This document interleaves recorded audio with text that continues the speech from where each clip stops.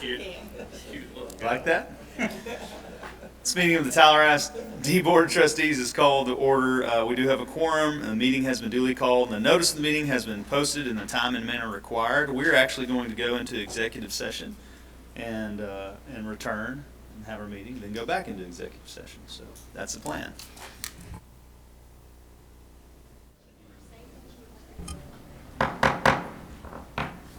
Okay, we are reconvening from our first executive session with a little action to follow. Dr. Crawford. Board, it's my pleasure to bring before you for consideration is Dr. Laney Norman for Chief Academic Officer as part of a replacement plan to, as we saw Mr. Bitter go to Carthage, and then Dr. Hanson's imminent retirement, desired retirement by herself. Excited. Look at her smiling. You never smile that much. We are bringing Dr. Laney Norman to y'all for consideration and replacement of that to get prepared for what's down the road. Okay, well, great. I'll go ahead and entertain a motion on that item. I move that we confirm the recommendation of the administration for Laney Norman for Chief Academic Officer. Great. Do I have a second? Second. Thank you. All in favor say aye. Aye. All opposed? Opposed. Okay. The ayes have it, and motion carries. Thank you. Welcome to Tyler ISD, Ms. Norman. Come on up.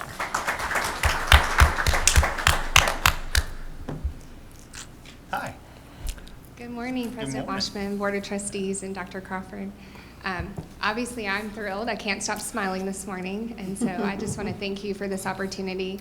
From the moment I started researching and learning about Tyler ISD, I was just so impressed with the facilities, the bond, the academic achievement, the specialized programs, and I knew that I just had to be a part of it. And so I know that that comes from the leadership of this room and the Board of Trustees and the leadership of Dr. Crawford. And so I want to continue that legacy and that excellence in our academic program. So thank you for this. Well, great. Thank you. Congratulations. Tyler, Texas is excited to have you. Tyler Yes. ISD. Thank I you. am excited to call it my new home. All right. Good deal. Appreciate you. Well, okay. We'll go ahead and continue with our agenda. And we have public participation. I guess nobody signed up for that. And so we'll move on to our continuous improvement student outcomes. We have a Tyler Optimal Performance Teacher Program update. Has to do with our teacher incentive allotment. Board, as y'all know, our top teacher program here is part of the teacher incentive allotment as provided from the state the last few legislative sessions. We're here to announce today some pretty exciting news about that and provide a presentation in regard to that. Joining us today is Director of Accountability and Assessment, Dr. James Curitan, and then Executive Director of Human Resources, Sherry Taylor. Y'all? Good morning. President Washman, Board of Trustees, and Dr. Crawford. We are excited to be here because we have some great news about our top program. Just real quick, a brief review of our top program. When we were approved, we rebranded the teacher incentive allotment to our top teacher program, Tyler ISD, because it just had a little catch that we wanted to get people on board with. In order to get a designation, the teachers are rated in attendance, student surveys, student growth, and T-test evaluation.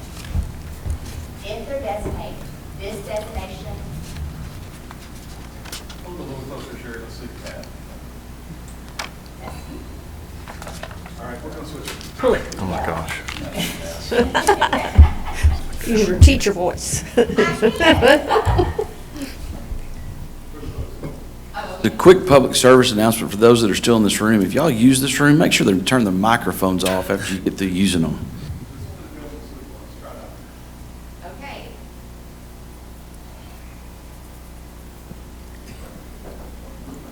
Who's in charge of technology?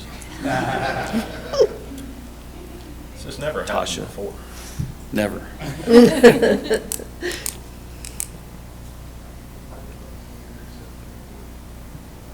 Yes, sir.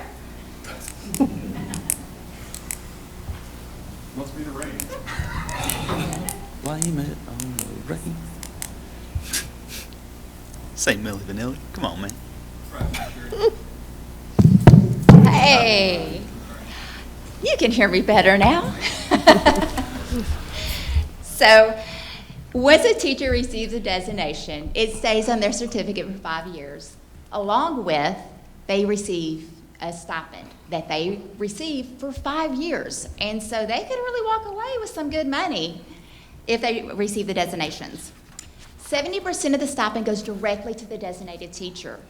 20% goes back to the campus, to the non-designated teachers, because we all know it takes the whole campus to help a student grow. So we do want to send some of it back to the campus. And then 10% stays within the district that we use for professional development. So just to provide a quick reminder of how teachers get designated and what designations are available, there are 3 potential designations. We can designate them as a recognized exemplary or a master teacher. And every eligible teacher is rated on attendance, surveys, evaluation, student growth. The only exception would be our K through 2nd grade teachers. Their students do not take surveys. Otherwise, every teacher is rated in those 4 aspects. You can see the criteria for each designation as you go left to right. So as you go from recognized to a master teacher, the criteria become a little bit more stringent, and then the stipend also goes up. So a master teacher, they can receive the largest stipends, relative to recognized and exemplary teachers. So, but just to briefly review the criteria, you can see the attendance requirements there. You can't miss more than 10 days if you want to qualify for a designation. For surveys, we essentially report the average of 4 categories that students evaluate teachers on, and that's kind of an approval rating. So at least 70% of their students need to kind of approve in these different categories. For evaluations, the scores there may not mean much to you, but basically a teacher has to be at least close to accomplished, which is the 2nd highest rating you can be. And then to get master, you've got to be halfway between accomplished and distinguished. Distinguished is the highest you can be rated. So you've got to have high T-test evaluations. You've also got to have high student growth. So you have to have at least 55% of your students growing to receive some designations. So this year, TEA and Texas Tech University have approved 9 of our teachers to receive a designation. Those are what's listed to you. These teachers will receive a stipend that correlates with their designation. We will know what those stipends are, and you will be able to meet each teacher at the next board meeting where they will be up for special recognition.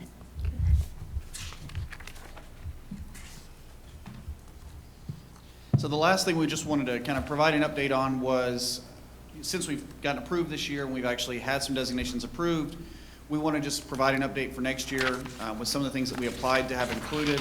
So we applied to have our pre-K and Head Start teachers on those campuses included as well, to make them feel more inclusive with the campus and to align with our goals, our district goals. So we want to look at that, include CLI Engage, use CLI Engage growth for those teachers.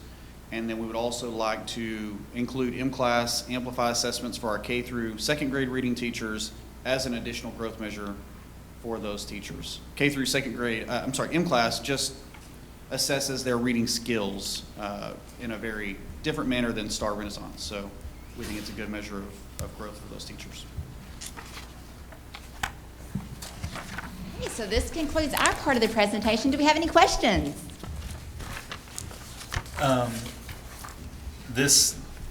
The lead up to this has been, what, a year and a half, 2 years? I mean. So these are teachers that they earned it in the 2021 school year, so this process began in 29. Right. Yes, yeah. sir.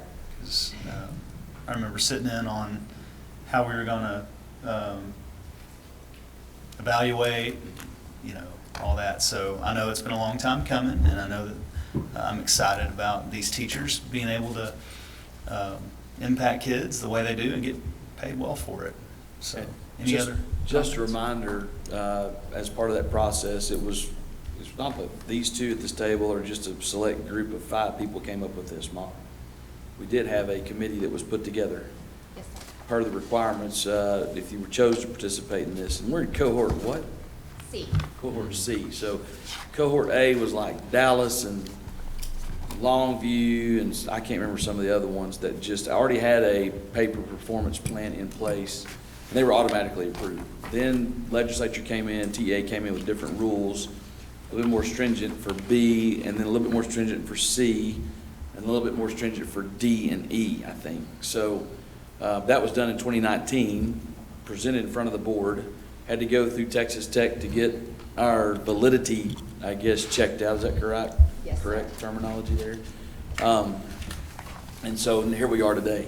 Now, the designation on these 5 teachers are going to be for these 9 teachers are going to be for the next 5 years. Yes, sir. How are they funded? Is that local money, or is that flows from where to the teacher? It flows from the state to the teachers. And so now, as far as the designation goes, the teacher can move up in a designation. So if they're designated recognized teacher this year and next year they're exemplary, their 5 years starts all over and they get the updated stipend. So there's room for them to go up, but they do not go down. We are capped on the top amount that we can provide for a teacher. Remember that those caps are designated by what your economic status is in your school system. Yes. Correct? Okay, not the school that you work at. So if you say that, we're 78% economically disadvantaged, if you decide to go to a 95%er, then the ceiling gets a little bit higher. So when you start looking in the paper, and Michael Hinojosa starts talking about, I've got teachers that are making $100,000 a year. Well, that's in Dallas, and that's because they're about 98 to 95% economically disadvantaged. So you could see some teacher movement there, but you could also see some teacher movement into Tyler from like a White House or a Lindale or a Bullard, because we are part of the TIA for one, and secondly, because of our economic status allows for our ceiling to be a little bit higher than some of those satellite school systems that don't have the challenges that we have inside of the economics of our school system. And I think I saw where all of these teachers are in campuses, Pete, Jones, or some of our campuses that have some of the students with the most needs, and that's encouraging. I know it's part of the deal. So Yes, sir. Yeah, J-Pro HB, Tyler High, I can't remember, not yet, No, but sir. J-Pro HB, right? Yes, sir. Is where this is located. So think in your terms of Jones, Austin, Pete, Ramey, or Hogg, Bolter. That's where we're running this first phase. We did not bite the whole thing off because we have pretty limited staff, skeletal staff in regard to doing that, taking it district-wide. We recognize that we do have challenges all over the district. Y'all have heard me talk about that. We have urban, suburban, mid-urban, and rural challenges that we have in Tyler ISD, but we also have some middle class and upper class challenges as well. But in saying that, we've actually targeted this initiative at the same place to where we want to lift those campuses. They've done a good job getting off where they're at now over the last 8 years, but we want to provide them a little boost elsewhere and possibly recruit teaching staff to actually go to those campuses to make upwards of $70,000+ as a teacher for the next 5 years. So think, as we're making a PSA about this, think about the retirement incentive to get your best 5 years up as a teacher at $70K plus. That's where I would say that those that are experienced, teachers that are effective, that would be what I would be looking at. And hopefully that is the recruitment and the incentive and the enticement that we can provide our staff, our effective teachers, to actually consider our J-Pro HB campuses. Question. Questions or comments? Question. So of all the ones that we have in the district, we have one master teacher from those areas that qualified, or how were they chosen to participate? Did they have to volunteer, or how? No, sir. So anyone who's teaching in the Right.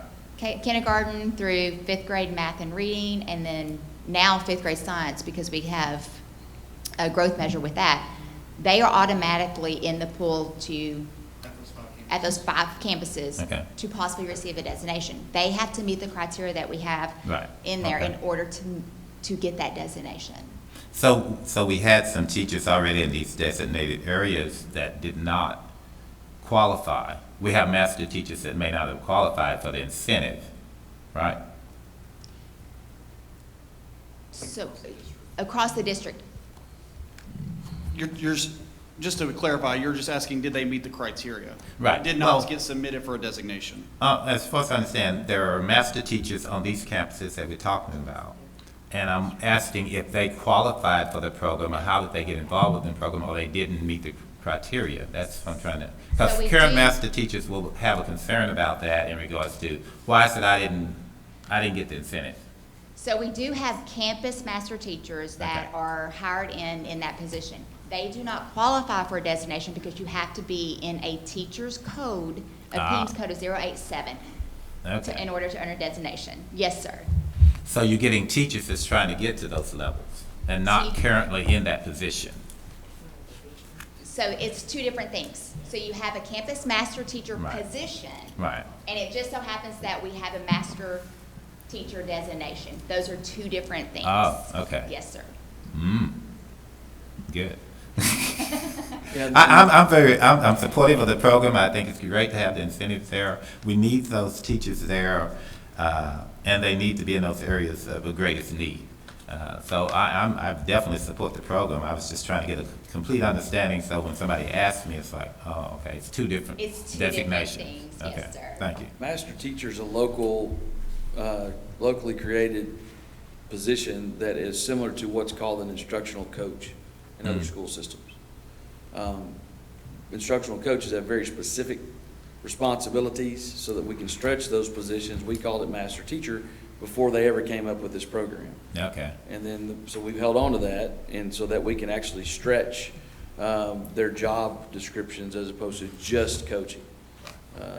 It's more of an administrative role, instructional support position than it is an instructional coach position. So that might be what's a little bit confusing out there in regard to their designations versus our positions. Yeah. I was confused. All right. Anybody else? Is this about the number of designations y'all had hoped for, or would you like to have more? We Or- would always like to have more. And so that's hopefully by adding the CLI and the pre-K, that's going to help. But we also have, our principals have relooked as far as some evaluations. We've worked with that process. So we are hoping for a lot more this coming year. And maybe this will motivate it. I guess that's the whole reason to do this. It'll motivate others to. Yes, sir. No doubt, because the data, I mean, as much as we are proud of what we've accomplished at these campuses that are participating, the data doesn't lie. And so in saying that, it's not like we can just go hand out this incentive for one TEA. This is TEA's money. And this is all data driven. We do have some impact on it in regard to our appraisals that we do every year.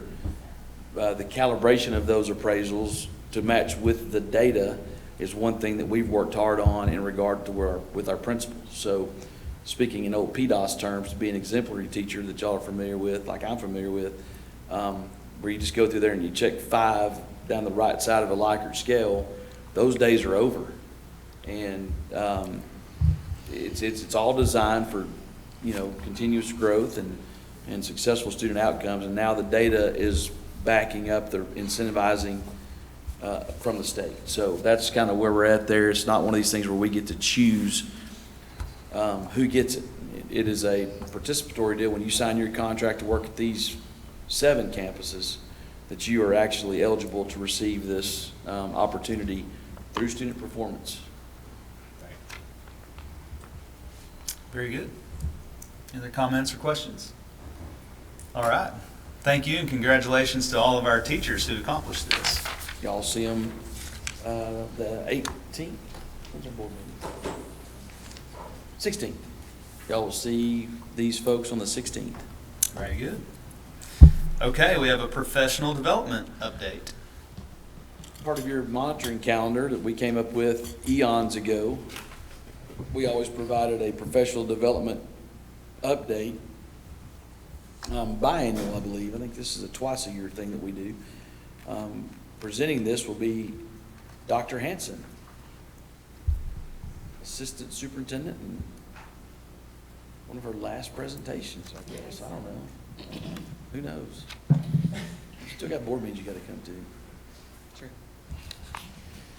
Well, thank you, President Washman, Board, and Dr. Crawford. I'm just going to give you a little overview of, first, some of the standards we look at when we're determining professional development and how we're going to plan the professional development. We do take the model from Learning Forward, which is a national professional learning organization. There are 7 criteria that we look at when we're determining how we're going to provide high quality professional development. 1, does it provide collaborative learning communities so that teachers, administrators, and staff are able to learn from one another? Secondly, are we developing leadership in our district so that not just the current leaders, but we're what Dr. Crawford calls building a bench? Do we have adequate resources for teachers, and do teachers and staff know how to use those resources? Are we looking at data to determine what's important for students and what is going to be our next step? What design are we using both in the classroom, and what learning design are we using when we provide the professional development? How are we implementing the professional development, and how are we teaching teachers to implement what we're asking them to do? A lot of times we can give them great resources and give them great learning, but do we really teach them how to do that when they go into their classroom the very next day? And then most importantly, are we looking at outcomes for all kids? So those are some of the things I just want us to frame the next piece with, so that you'll know how we go into determining what's important for our staff. Last summer, we had about 350 teachers, counselors, participate in 2 big conferences that we held. One was the Social Emotional Learning Conference. We know how important it is for students to be able to help the whole student. So we had people come in and work with our teachers on discipline, on self-regulation, on trauma-informed classrooms, things that would help our teachers be able to manage kids and understand kids. The other conference we had was the Reimagine Conference. Remember, we were coming off of the year of COVID, and we had done a lot of things to try to get through the year with our blended learning and our virtual learning, and so we wanted to just reimagine how our classrooms could look after we had that pandemic year. So we had good turnout there, and those were held at Tyler High and Legacy. I want to also make sure that you know how we work with our new teachers. And when we're talking about new teachers, that means a 1st through 3rd year teacher. The data tells us, the research tells us that teachers leave our profession in the first 5 years. So it's really important that we are able to give them all the resources and support they need those first 3 years. So we have the Tyler ISD Connected. The 1st year teacher has 3 levels of support. They have their campus level or content mentor, depending on what level of teacher they are. They have their campus lead mentor, and they have a district mentor that we provide. That district mentor is usually a retired teacher, a retired principal, something of that nature. We also, our 2nd year teachers, also have a campus mentor and a district mentor, and all of our teachers 1st through 3rd we have continuous one time every quarter we'll have meetings with them to help them learn new craft, new skills, so that they can begin to develop. And one of the things that we notice is it's usually that classroom management that 1st year. Those first 3 years is just helping to help teachers know how to organize their room, how to structure their room, and how to work with kids. So this year we had 13 district mentors, which again are usually our retired educators, 29 campus lead mentors, and 178 content or grade level mentors. These are just some of the things we provided this year. We did Rock and Review through Lead Forward. And we did our blended learning. Our blended learning, I just want to say that's something that started out of an emergency with COVID, and now we're really working to make sure that becomes an integral part of how we teach kids, because we know that today's kids that's how they learn. And so we're working with that so that it can become something that's integrated, not something that's extra. We also, every single teacher in the district this year was trained in collaborative structures. And what that means is how to engage kids, how to get them up and moving around and working together and using higher level thinking rather than just doing sort of the sit and get kinds of things. Every teacher in the district was trained in those strategies this year. We did a lot of work with discipline strategies and trauma in the classroom, conscious discipline we did specifically for our Head Start pre-K kids. We did Nearpod, and data-driven instruction was a big part of our push this year, especially with those J-Pro campuses, so that every instructional decision that we're making is based on data that tells us why we're doing it and how it's going to impact learning. Every teacher was trained in Leader in Me this year. Let's see, skipped one, sorry. We also, of course, we're very fortunate that the board affords us an opportunity to have professional learning communities for every secondary teacher every day, and then our elementary teachers are able to have professional learning communities at least once a week. A lot of times they're able to do it more than that. Our principals get very creative about scheduling and being able to provide teachers an opportunity to collaborate together. We know how essential that is. We did a lot of learning and instructional walks this year, data talks, and you can just see the health and wellness that Rachel Barber did has been great. We did a lot of curriculum and content offerings, and then, of course, we go in and master teachers, which you were talking about earlier, Mr. Newsom, the master teachers, they model lessons for teachers who just need some help with the content and with the implementation of the content.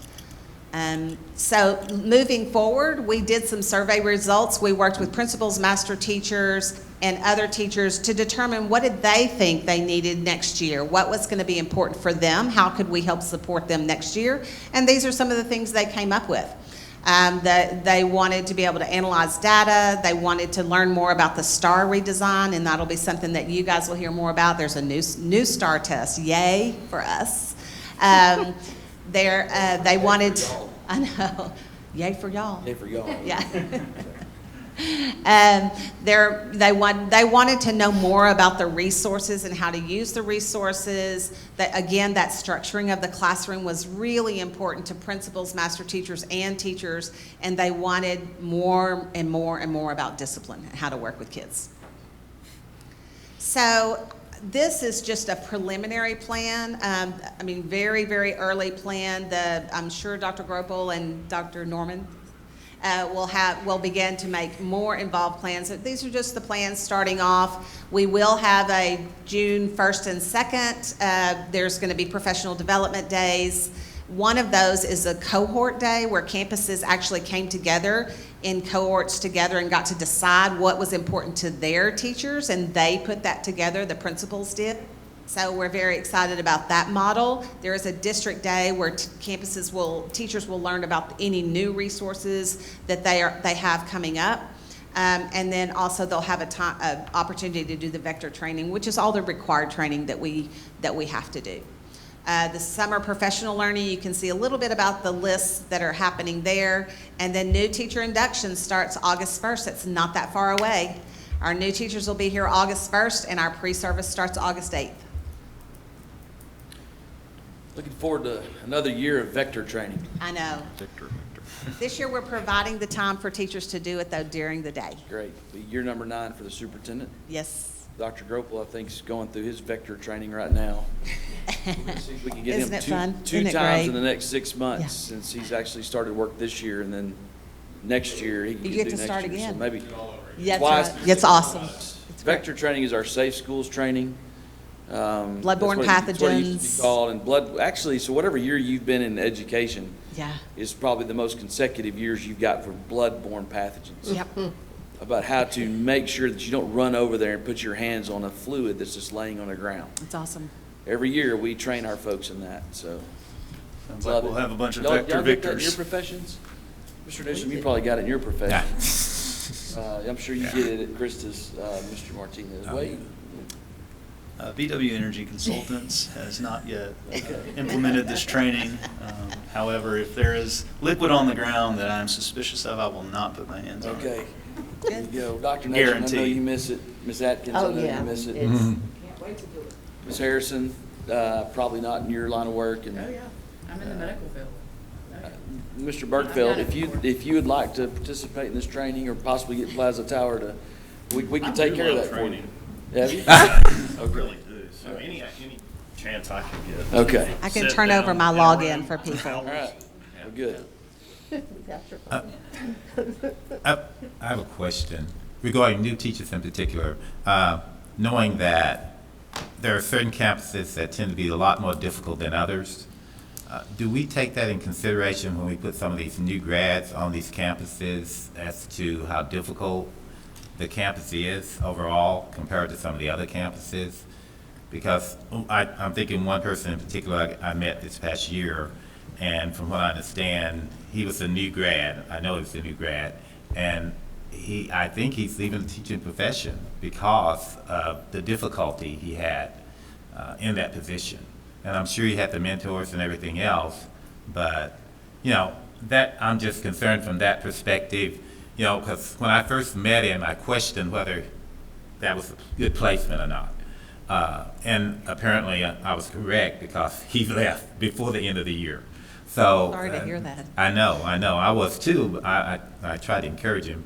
But do we consider that when we place these individuals, new grads, on these campuses that tend to have difficult students, or a larger percentage of difficult students, I'll put it that way? So what's important to know is that we don't place teachers on a campus. They're hired, and oftentimes they're hired based on need. And obviously we love having our most experienced and high quality teachers with the kids who need them the most, which is part of why we're doing the TOP program. Right. Really trying to incentivize teachers working with our veteran teachers working with kids. As we know, though, sometimes we do end up with new teachers, and then we work to make sure that we're able to give them the level of support that they need. Right. So sometimes we're able to do that, and sometimes we're not. So I'm sorry to hear about that case. Okay. Anybody else? Okay, thank you so much for your report. Okay, next, Head Start Leadership and Governance Training, eligibility of final rule. So this compliance opportunity for the board is in front of you today. You've had this in your packet to actually go over everything on the slide instead of having Ms. Holland come up here and read to you slide by slide about what's on the slide. This is typically how we've done Head Start leadership and governance training. If you take Head Start funds in the school system, you are to actually put this in front of the board, and this is us putting it in front of the board. We do have Ms. Holland here today, Director of Head Start. If you've got any questions in regard to the Head Start leadership and governance training, she can answer those questions for you or do the best she can, but we're not going to read these slides to the board today. Okay, anybody have any questions for Mrs. Holland? I'm comfortable with the slides. Okay. Thank you, Ms. Holland, for putting that together. Thank you. Thank you, Ms. Holland. Okay, moving on to a couple of action items. We have the approval of SHAC recommendation of curriculum materials for health standards. SHAC means School Health Advisory Council, not Shaquille O'Neal. So in your packet, sorry, I was going on the one that's placed in my spot. On page 8. On page 8, you have in front of you the approval of the SHAC recommendation for curriculum materials for health standards. We've got Dr. Hanson here today that actually works with SHAC. We've got Rachel Barber, Director of Health Services, here today as well. They can answer any questions you may have about this specific item regarding the School Health Advisory Council and their recommendation. Okay, thanks. I'll open it up to the board. I'm going to have a few questions on these next two items if, y'all want to. Go to the table.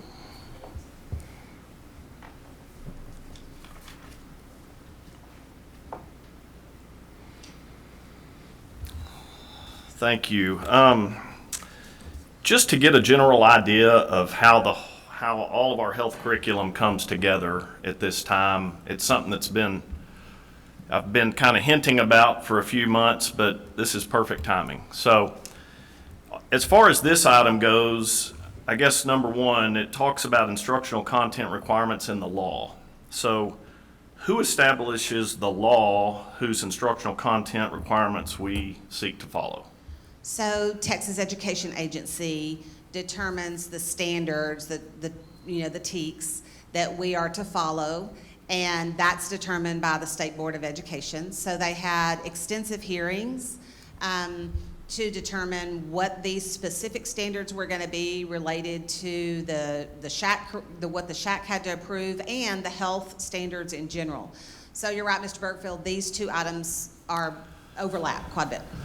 Okay, and that was kind of one of the questions I had for number 2. What is the difference between the two things we're approving, and how are they each implemented, or do they work together? So the health, it just so happens that Proclamation 2022, which is when we're adopting the health instructional resources, happened at the same time that we needed to also adopt a curriculum for these specific health TEKS, which include risky behaviors, dating violence, sex trafficking, and human sexuality. There are others involved as well, but those are some specific standards that the SHAC reviews resources, holds public meetings, and recommends to the board the specific curriculum for those specific standards. In December, you guys passed a resolution to give the SHAC the authority to review the materials and bring a recommendation back to you. Those are standards that are pulled out from the regular health standards and taught, and SHAC looks at that curriculum and they adopt that specific piece of the curriculum. The other health standards that have to do with smoking is bad for you, nutrition, those kinds of things, those are taught in health, in the confines of the health class, and that's the instructional materials that you're approving, which is different than the curriculum that SHAC is recommending. Okay. I can see why it's confusing. And so how do we as board members assigned with approving this curriculum know that it aligns with the values of our TISD families? And I guess that's through the SHAC committee that we appoint? So yes, the SHAC committee, and we also held public meetings. And so we held public meetings. The SHAC committee looked at it, and the SHAC is an open committee, so anyone can come. And we had them review those products, multiple products. And this is the one that these are the ones that they landed on. Now, obviously, we previewed the ones and threw a lot of them out before we even brought them to the SHAC. We as in the administration? Yes, sir. Okay. Well, I don't trust anything that comes out of Austin involving health right now. So I just want to make sure that it's a representation of where we are, the community that we live in and the people that we represent. And I'm concerned that things could slip in because having done this a while, I know how the system works. And what assurances do we have that that's not going to happen? So the secondary curriculum that the SHAC recommended, which is the curriculum, that is created by, quite frankly, East Texas people. It's created in Longview, and it was written, and there are a group of people that wrote that curriculum, and we've been using it. We've used it before. So it sticks completely to the standards and does not go one step beyond the standards. I can tell you that 100%. With 100% certainty. And we also, let me ask about the standards real quick. Yes, sir. What happens if the standards are not in line with the community? Do you have the option of not teaching the standards? What happens if you don't teach the standards? Yes. Right, so what happens is, first of all, the parents have to opt in. So the parents, we have a parent meeting at every campus before we teach this specific unit, and the parents preview all the materials, and the materials are online for them to be able to preview, but we have leeway. So before you go further, let's just make sure we invite parents to go to this. Yes. Okay. Yes. Not that they all come Right. to it. Right. Okay. Right. Kind of like one of my bond presentation meetings. I can have 70 of them, but does it mean that everybody's going to show? Okay. So in the past, Mr. Bergfeld, it was an opt-out. We sent the letter home, and if people didn't want to do it, we would, they would just tell us. Now it is by law, it's an opt-in. So we have to get approval from the parent before the student can participate in that specific piece of the curriculum. And I'm the other hearing, piece I'm is- saying that because I'm hearing from parents that are like, why are we even teaching this stuff? I don't really need, I can teach these, sexual content or whatever it is in my family. I can do that. I don't need the school district, teaching stuff that families don't think is appropriate for that age or even for the content. And I'm hearing that now more than I ever have. So one of the things is that we only teach the standards. And when we had the parent meetings, a lot of the parents were surprised at how non-detailed these standards really are. They really don't go into a lot of detail. So far at the elementary level, it's really just about puberty. You're just teaching kids about their bodies and about puberty. That's all you're doing. It's not any more involved than that. At the 6th, 7th, and 8th grade level, those are leveled for the specific grade level so that it's at an age level appropriate, which makes it different than other national curriculums because it's an all or nothing.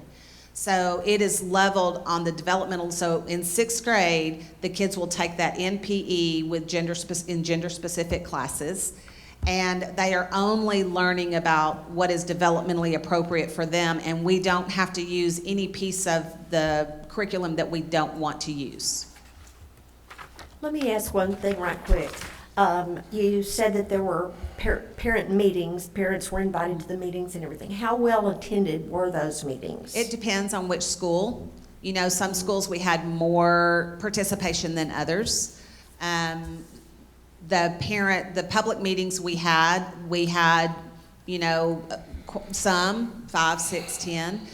The meeting that we had at Career Technology, where we had it open for all the community, we had a lot of educators there. We had more parents that night that had some questions, and we were able to answer those questions, give them the books so that they could look at them. One of the things that has happened this year is all the graphics have been pulled from the workbooks so that we don't have to use those graphics if it's not appropriate. And so that has been something that's also been helpful. Okay, thank you. How are the parents notified about the meeting and when? They're usually notified by the campus through the email and all of the ways that you would get a notification from Woods. So I guess like before school starts, before that unit starts. That unit. So Okay, that gotcha. unit, and that's another important thing to know, is that specific unit is taught at a specific time. So there's no, we're just going to do it whenever. It's taught at a specific time, and the campus declares when they're going to teach that unit, so that we can then also, or administration can then also monitor the instruction of that unit. We can pop in and see how things are going to ensure fidelity to the curriculum. Do the parents have the option of opting out of that? They have to opt in.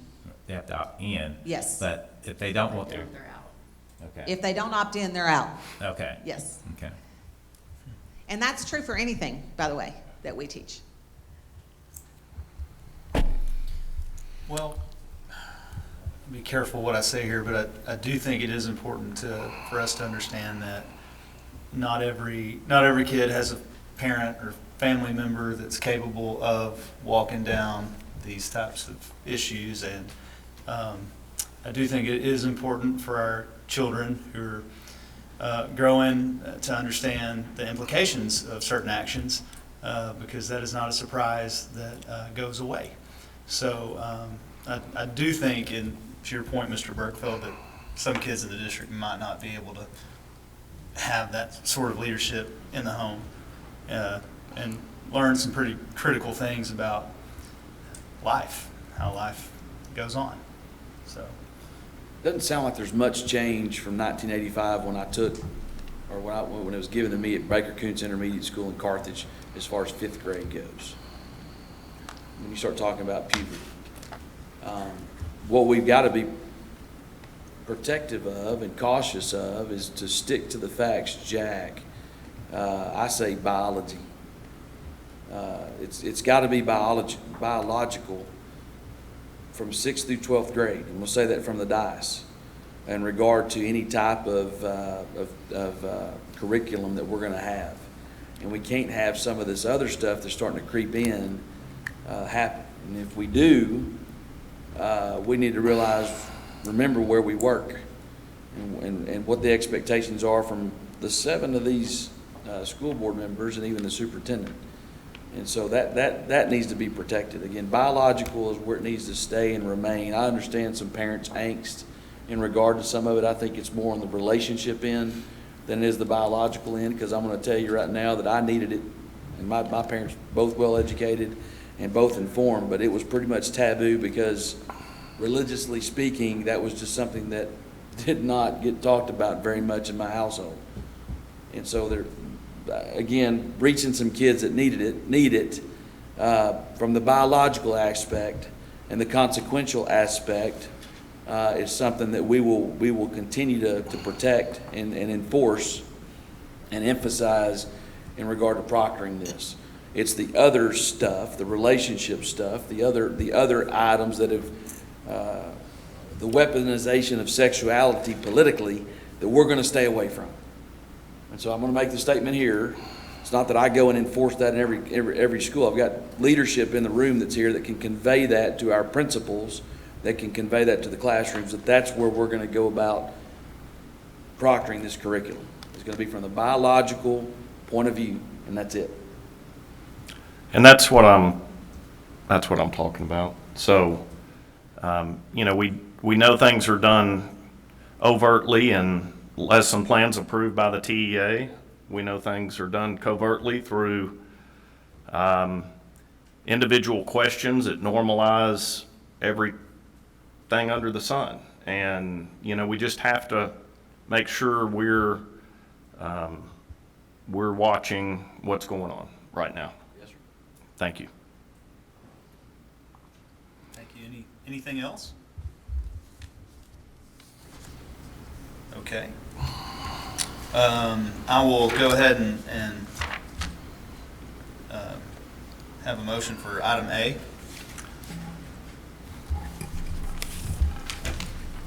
Motion to approve the SHAC recommendation. Thank you. Do I have a Second. Okay, all in favor say aye. Aye. Aye. All opposed? Guys have it, the motion carries. Moving on to item B, consider approval of Proclamation 2022, Oh, Proclamation 2022. textbook adoption, which we kind of touched on just now, so I think we do have a decent understanding. Thank you for the additional information on the email from April 18th. I do think it's important for us to know the details right now instead of just rubber stamping health related items. But after reading this and hearing what y'all have said today, I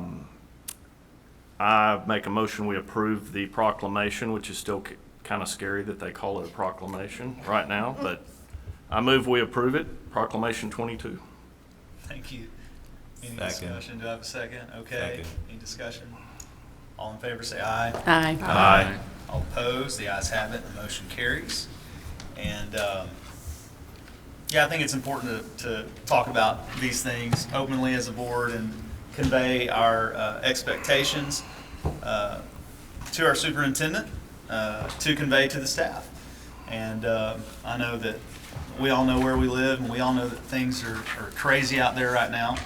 And there is such a thing as age-appropriate content, and we need to be very well aware of that and have our eyes out for anything within our district that might not align with our standards. So Yeah, let's say that in front of the community. One more comment on that. As we're recording, this will be posted online, so we can certainly go back and refer folks to watch this board meeting.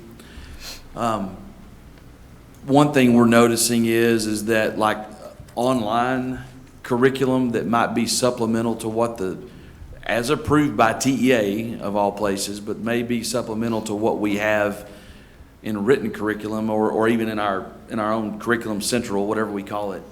we need to give a name to our stuff. I don't know what that is, but anyways, one thing we're catching here is that updating of curriculum can happen from the mothership in Illinois or New York or other places. So that's something that's kind of popped up on our radar recently, that where we got to go in and click on some modules and get those away from what we're teaching. So, you know, I hate to say this, but we're surprised at times as well. And I'm not making that as an excuse. I know y'all looking at me, well, you shouldn't be surprised. We think we cover something that comes from another direction. There is a scheme out there that we've got to be cognizant of and aware of. So wanted to make sure we're saying that as well, that it's not just a state-approved thing. There are other resources that we may get from Head Start, I don't know, or other federal resources that may not go through the same vetting process in the state. Of course, you're talking about, you can't just also blindly go in there and accept just because it came from Austin that it's been thoroughly vetted enough as well. So cognizant of that to kind of put a cap on this conversation. Great. Thank you. Now we do have our normal executive session to go back into at the end of this meeting. No action? Okay.